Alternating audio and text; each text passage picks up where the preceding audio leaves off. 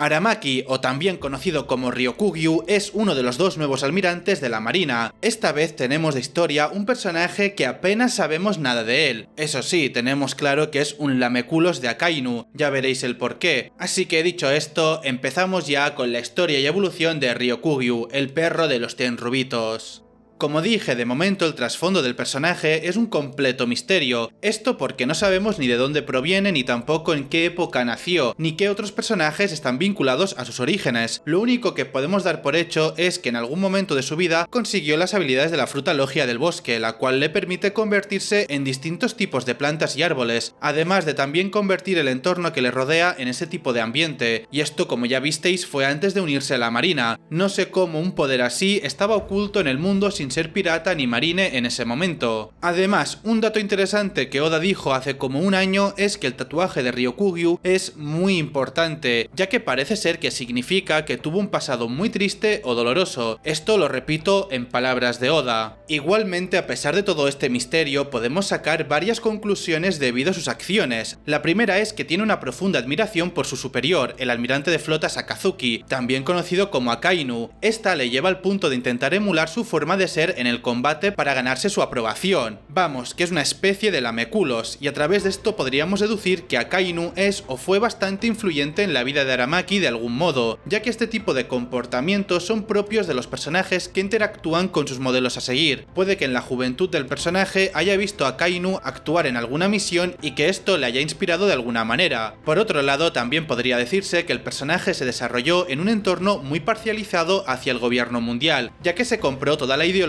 que esta entidad quiere impartir. Ya sabéis, eso de que los Tenryubitos son dioses y que los habitantes del mundo que no están afiliados al gobierno mundial son escorias sin derechos, por lo que debido a todo esto podríamos decir que este personaje es de lejos el almirante más influenciable de todos, porque paradlo a pensar, el resto de los marines que han ocupado este puesto tiene su propio sentido de la justicia, y él justamente tiene una igual o muy similar a la de Akainu. Dejando de lado los orígenes del personaje, un dato que conocemos de su pasado es que llevaba haciendo un ayuno ininterrumpido de 3 años, y esto porque él mismo lo comentó cuando conversaba con Fujitora en Mariejoa, y es que parece ser que su fruta le permite saltarse el proceso digestivo gracias a la fotosíntesis o incluso tal vez sea por las ramas que nacen de su cuerpo y con ello absorber nutrientes de donde sea, incluso de humanos. Lo curioso de todo esto es que dicho ayuno empezó un año antes de que ocurriera la Gran Guerra de Marineford, y posteriormente a ella este fue reclutado por la marina en el proceso de reclutamiento mundial que hizo la organización para reforzarse luego de que Akainu y Aokiji dejaran de ser almirantes tras su enfrentamiento en Punjazard. Recordemos que Sakazuki pasó a ser almirante de flota y en este punto es más administrativo que otra cosa, por lo que con esto y con la salida de Kuzan el poder militar de la organización mermó considerablemente, y para reemplazarlos tanto Ryokugyu como Fujitora ocuparon sus lugares. Ahora bien, no tenemos de momento ninguna información referente a alguna intervención que haya hecho este personaje ocupando ese puesto durante los 2 años del salto temporal, e incluso luego de que los Mugiwara se unieran en Pretime Skip y dieran inicio a su travesía por el Nuevo Mundo, también este estuvo bastante ausente en ese momento. Y es que la primera vez que le vemos influir en la trama fue en el arco del Levely, que por cierto, recordad que el Levely pasó antes que Wano, a pesar de que nosotros hayamos conocido a este personaje durante Wano, pero bueno, ya me entendéis. Allí Ryokugyu se nos fue presentado a través de una silueta mientras conversaba con Fujitora, y posteriormente ambos defendieron la Tierra Santa de la invasión del ejército revolucionario, pero eventualmente entraron ambos en conflicto debido a que Fujitora en un principio no fue nada cuidadoso al usar su fruta del diablo sin tomar en cuenta que destruiría el lugar en el proceso. Posteriormente este dejaría escapar a los revolucionarios y Aramaki evidentemente se molestó muchísimo más con él. Luego, más adelante en la historia, le vimos llegar a la isla Sphinx tras la abolición del sistema de los Ichibukais. Allí el almirante se enfrentó a Weevil, el autoproclamado hijo de Shirohige, el cual fue derrotado por el poder del usuario de la logia del bosque y posteriormente capturado. Lo que hay que tener en cuenta aquí es que a pesar de que se nos comentó que Weevil era tan fuerte como Shirohige joven, tal parece que esto no fue problema para Ryokugyu, puesto que no le vimos tener alguna consecuencia luego de haberle enfrentado. De hecho, tras hacerlo, este decidió ir al país de Wano, ya que se enteró de que la guerra de Onigashima había terminado y por su propia cuenta fue al sitio para enfrentar a los piratas que quedaran en el lugar. De camino a la isla recibió una llamada de parte de su superior Akainu, el cual no estaba del todo de acuerdo con su intervención en la isla. Sin embargo, para intentar ganarse a su jefe, este siguió con sus intenciones. Al primer sitio al que llegó fue a la cárcel de Udon. Allí este confrontó a todos los piratas bestias, entre ellos King y Queen, a quienes derrotó con bastante facilidad usando su fruta para crear raíces con las que los chupaba desde dentro, sí, así como lo hacía Cell en Dragon Ball. Luego de ello siguió hasta la capital de las flores con la intención de capturar al nuevo emperador del mar, Mugiwara no Luffy. No obstante, antes de que llegara a la zona, todos los vainas rojas intervinieron para defender su país de la invasión del almirante. Esto les llevó a un enfrentamiento en donde todos intentaron frenar su avance, sin embargo no tuvieron éxito. De hecho, tanto Shinobu como Raizo cayeron en la habilidad succionadora de Aramaki. Como dato curioso, luego de que fuera afectada por ella, Shinobu volvió a tener la apariencia que tenía antes, pero Raizo no. Podría decirse que el almirante hace liposucciones selectivas con según qué personajes. Pero bueno, esta pelea no terminó en tragedia gracias a que Yamato también llegó a intervenir en el conflicto, golpeando a Ryokugyu con su Kanabo imbuido en Haki del Conquistador. No hace falta decir que este tipo de ataques son bastante potentes, y prueba de ello es que el propio Kaido, que es el segundo personaje más resistente del manga, visto hasta ahora, se vio afectado por ellos, pero el ataque simplemente dejó adolorido al marine, demostrándose así que en cuestiones de resistencia destaca también bastante. Lastimosamente este enfrentamiento directo entre ambos no siguió desarrollándose debido a que Momonosuke también entró en acción, pues tenía intenciones de defender a su país y se atribuyó toda la responsabilidad de esto, por lo que le prohibió a Yamato intervenir en el conflicto.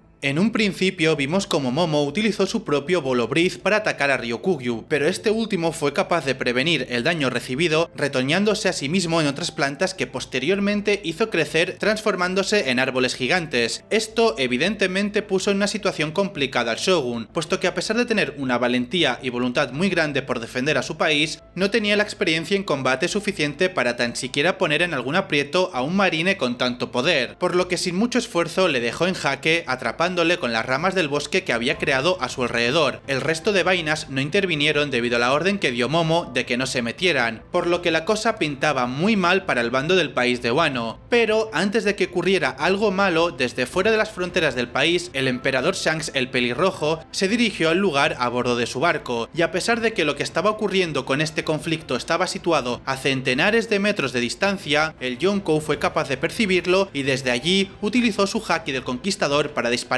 rayos que se dirigieron hacia donde estaba Ryokugyu. Por la parte del almirante identificó que provenían del emperador y rápidamente, al verse en esta situación extremadamente desventajosa, ya que ahora no era que tenía que enfrentar a un Yonkou sino a dos, decidió marcharse de la isla. Aquí probablemente pensaréis que fue un cobarde por haberse cagado de esta situación, pero la realidad es que Ryokugyu tuvo muchísimo sentido común, ya que por muy fuerte que este fuera, no iba a poder solo en 1 vs 1 contra Shanks, principalmente porque este pirata tiene un nivel de poder semejante al de Kaido, y él mismo comentó que la razón por la que no había intentado invadir Wano previamente era porque estaba siendo resguardado por el rey de las bestias, además de que el mismo Ryokugyu dijo que no tenía intenciones de pelear contra toda la banda de Akagami, es decir, no solamente a Shanks. Así que en mi opinión habían pruebas de que su actuar fue bastante lógico. Sumado a esto también tenemos el caso de que no solo tendría que haberse enfrentado a Shanks, sino también a Luffy y toda su banda, que de débil precisamente no era, ya que este derrotó a Kaido, y como si esto no fuera poco, por el hecho de que fue a invadir a Wano él solo, tendría que pegarse contra las tripulaciones de ambos también en caso de que saliera victorioso y quisiera llevarse los capturados. Vamos, que era prácticamente imposible para Ryokugyu salir bien parado de esa situación. Y como no, muchas personas en el fandom le criticaron mucho por ello, ya que era bastante ridículo que un personaje tan extremista respecto en cuanto a ideologías, puesto que recordemos que el tipo llegó a Wano con intenciones de aniquilar y esclavizar a todo el que se le cruzara, luego saliera corriendo cuando un Yonkou se le apareció por detrás. Sin embargo, esto no tiene por qué hacernos creer que este almirante sea débil, ya que debemos de tener presente que este sin muchos problemas se enfrentó a un tipo que supuestamente es igual de poderoso que Shirohige en su juventud, obviamente solamente fuerza, sin contar hakis ni frutas y bla bla bla. Y es que Aramaki acabó intacto en esa pelea, luego de ello se fue rápidamente a Wano, se soleó a dos comandantes de Yonkou sin ningún tipo de problema, porque también avisó de que no les atacara ya que no quería enfrentarles a ellos, es decir, a King y a Queen, y luego de eso se enfrentó a los vainas rojas y también les derrotó, y tras esto aguantó un canabazo de Yamato sin acabar mal. Así que bueno, pruebas de que este almirante es poderoso las tenemos de sobra, pero obviamente también estamos todos de acuerdo sobre que es un flipado, pero eso no le hace ser débil.